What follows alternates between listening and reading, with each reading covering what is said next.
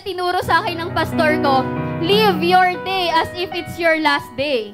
Tama. Diba? Parang kung gagawin mo yung gagawin mo ngayon, isipin mo, huling pagkakataon mo na para gawin yan. So, challenge po sa ating lahat ngayon. Kung hindi nyo pa nasasabing I love you sa inyong mga pamilya, isipin nyo huling araw nyo na ngayon.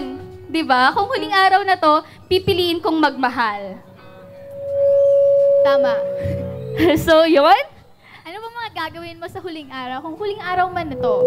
Ayan, kung huling araw ko na to, yun nga, pipiliin kong magmahal at hinahanap ko nga yung pamilya ko. Gusto ko sa huling araw ko, kasama ko yung pamilya ko. Kasama ko yung mga mahal ko sa buhay. Ikaw ba, DJ?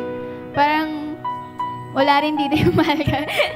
Pero gusto ko, kung huling araw man ito, sabi mo nga, gusto ko makasama rin yung pamilya ko. At syempre, yung mga kapamilya ko sa Panginoon.